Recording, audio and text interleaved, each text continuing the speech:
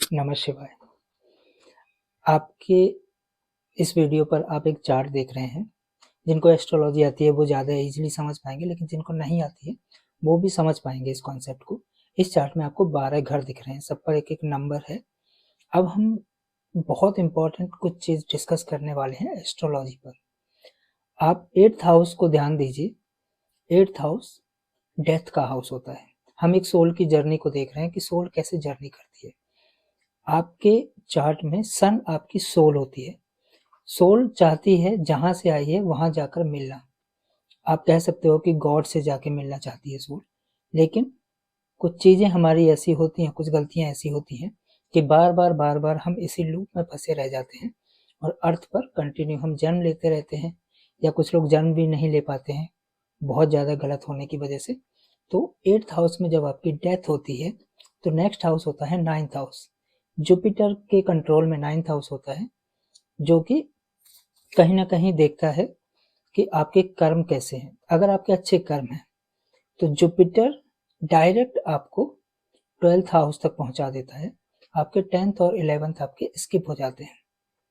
12th house से आप जो चाहे आप कर सकते हैं।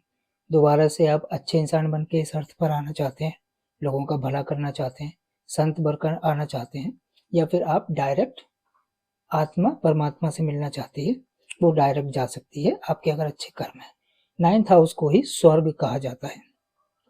इसके बाद अगर आपके कर्म अच्छे नहीं हैं, कुछ ना कुछ गलतियां हैं आपकी, तो आप 10th हाउस में जाएंगे। 10th हाउस सैटर्न के कंट्रोल में है।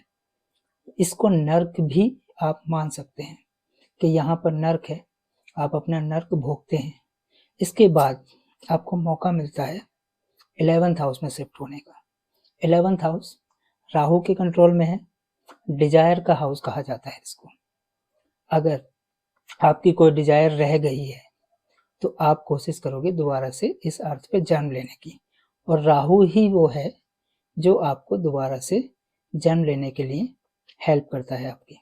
बिना राहु के, क्योंकि डिजायर नहीं, तो इस पृथ्वी पे आपका कोई काम ही नहीं रह गया, तो आप दोबारा से नहीं आओगे।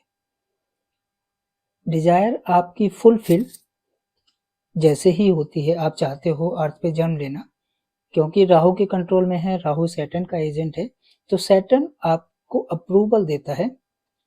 आपका टाइम भी निर्धारित करता है। सैटर्न के कंट्रोल में टाइम है, कितने दिन तक, कितने समय तक आप अर्थ पर रहोगे।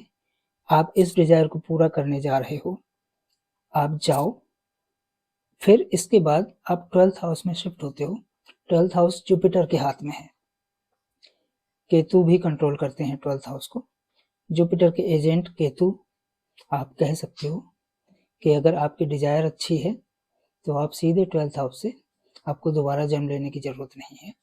लेकिन क्योंकि आपकी कोई डिजायर है, तो सोल यानी कि आत्मा आपकी सन, इसके बाद राहु आपकी डिजायर उत्पन्न होती है। फिर इसके बाद जुपिटर जो कि जीव कारक है, उसके बिना आपका जन्म नहीं होगा। अप्रूवल मिलता है आपकी सोल को सैटर्न से। जुपिटर फिर आपको जन्म को निर्धारित करता है, क्योंकि जुपिटर ही वो है जो आपका जीव यानी कि जो फर्स्ट जो ब्रेथ आपको मिलेगी वो जुपिटर से मिलेगी आपको। इसके बाद जैसे ही आपको अप्रूवल मिलता है, यानी कि आपको जब बच्चा माँ के पेट में होता है तब तक वो 12th हाउस से फर्स्ट हाउस में शिफ्ट हो रहा होता है। फर्स्ट हाउस मार्स कंट्रोल करते हैं। मार्स आपकी देह होती है। आपको जो शरीर मिलता है वो मार्स आपको देता है। आप यहाँ पे देखिए प्लैनेट्स कैसे अपना सारा काम कर रहे हैं आपकी बॉडी में। एस्ट्रोलॉजी एक प्रॉपर साइंस है, बहुत डीप साइंस है। इसको समझना थोड़ा सा मुश्किल है उन लोगों के लिए जो इसको कहते हैं कि साइंस नहीं है, कुछ नहीं है, बेकार की चीज़ें हैं।